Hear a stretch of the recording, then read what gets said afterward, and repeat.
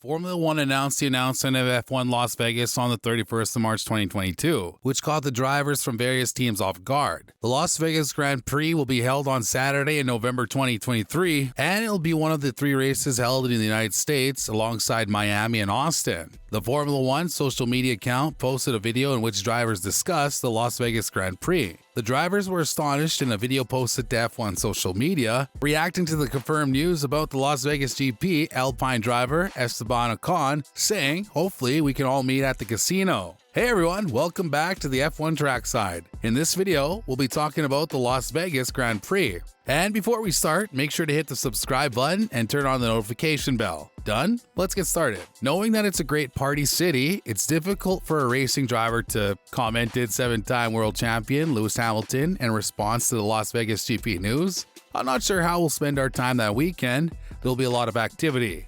I'm sure some drivers will spend some money at the casinos and hopefully try to recoup it on Sunday," Aston Martin driver Sebastian Vettel remarked. Aside from the aforementioned names, current world champion Max Verstappen quipped that there'll be so much partying that some guys may not make it to the race. The Red Bull driver even urged that the race be postponed for a week to allow everyone to recover. Valtteri Bottas reacted with hilarity, saying, "I've been to Vegas before. Never again. I vow when I left, yet I'm coming back. It's possible that I'll have to try harder this time than I did the last time." After hearing the news, Daniel Ricciardo of McLaren joked that he was set to retire, but now would drop the idea. "I was going to retire, but I'm not going to," he remarked. Although races were held in Las Vegas in 1981 and 1982, this is the first time F1 vehicles will race on the famous Las Vegas Strip, which included notable hotels and casinos. The Grand Prix will be held over 50 laps and will comprise 3 straights, a high-speed cornering sequence, and a single chicane segment. In a statement, F1 President and CEO Stefano Domenicali said, "With the 3rd race in the United States, Formula One has reached a watershed moment that underlies the sport's enormous popularity and expansion. Las Vegas is a world-renowned destination recognized for its thrills, excitement, and of course, the famed Strip." The announcement of the 2022 calendar confirms the inclusion of the inaugural Miami Grand Prix, giving Formula One its first season with 2 races in the United States since 1984. In the Liberty Media period, expanding F1's influence in America was a top priority. It was also in the past, as seen by the former chief executive of the Formula One Group, Bernie Ecclestone's disastrous attempt to organize the New Jersey Grand Prix, but Liberty has already made a bigger impact in the United States than its predecessor. The successful Netflix docuseries Drive to Survive has been acknowledged as a key tool in that goal, and the arduous process to get the Miami event on the schedule demonstrates how crucial F1 believes more US races are. Not simply more races in the United States, but the proper ones. As a result, you may recognize the term destination races. A race in Las Vegas would fulfill the same criteria as a race in Miami. It would be another race in America in a defining place. F1 and Vegas have a tumultuous past, and the prospect of a return to the gambling mecca may worry fans who remember the Caesars Palace Grand Prix with disdain. In 1981 and 1982, the event was an F1 World Championship round with a terribly monotonous layout in the parking lot of the famed hotel that gave the race its name. It's quite improbable that a modern-day Las Vegas Grand Prix will make the same blunders. A race in Vegas, maybe integrating the city's iconic strip, is said to be one of F1's next big ambitions, allowing a second Grand Prix in China.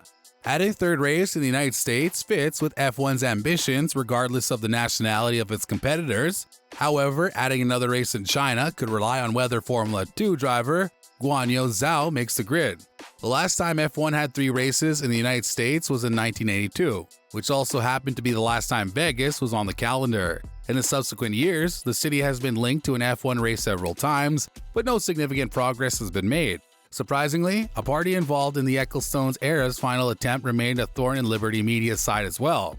This would-be promoter was sued, claiming that a chat with Ecclestone years earlier constituted a verbal agreement to promote a future race, and that they had been communicating to other parties claiming to represent a potential Las Vegas Grand Prix.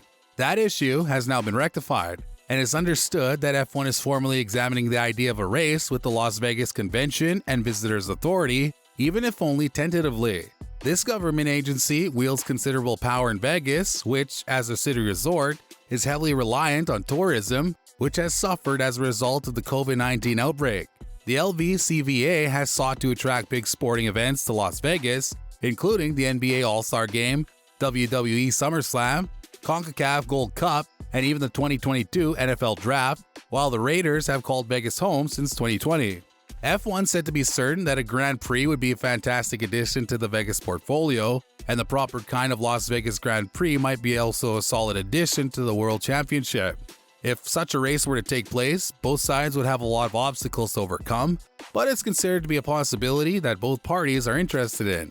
It's fantastic to see the space Formula 1 is in right now and the passion around the sport, George Russell says. I think it's fantastic for all the teams and drivers, and I believe it's because of Formula 1's luxury position where we can almost pick and choose which races we want to attend, and whether there'll be race rotations in the future. That's an excellent suggestion, and I believe there might be some additional races added to the calendar in the near future, which I think is fantastic. Will also be in Las Vegas. It's just, it'll be mental for everyone there, and sure, it'll be good for the sport. So I'm sure a lot of people in the paddock are relieved that the race is on Saturday night. On Sunday morning, they'll hit the town. As a 12-year-old, I traveled to Las Vegas to compete in a go-kart race, so I didn't really live the Las Vegas way of life. However, I visited the location twice. To be honest, even as a 12-year-old, I was blown away by the city's vibe. There was music playing and there was a really wonderful mood simply walking along the strip, and I already have a sense of where I'm going. Well, I believe it's in a way the route Formula 1 has to go, Lance Stroll said.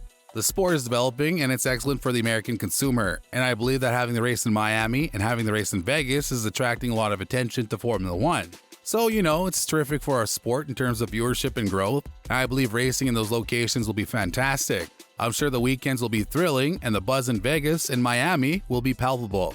But certainly, it's a shame that we're seeing some of the courses that are amazing to drive that we've been going for a long time, like Spa and so on. I guess naturally for Formula 1, from a financial standpoint, these are the appropriate things to do, but it'll be sad to see perhaps some very traditional tracks that are lovely to drive and that we've been going to for a long time be threatened and possibly go. That is without a doubt extremely thrilling for the supporters, but if the F1 drivers were excited, they were even more so when we told them that in 2023, they'll be racing on a 6.12-kilometer street circuit on Las Vegas's renowned strip. When he discovered this, 7-time champion Lewis Hamilton stated that's going to be a fairly hardcore event, while AlphaTauri's Pierre Gasly summed up many of the drivers' reactions, stating, "That's going to be nuts." Top speeds of roughly 342 km per hour are expected to be on the run between Tours 9 and 10, according to Formula 1.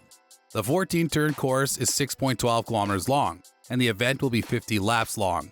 F1 CEO Stefano Domenicali and Liberty Media President and CEO Greg Maffei made the race's official announcement in the city.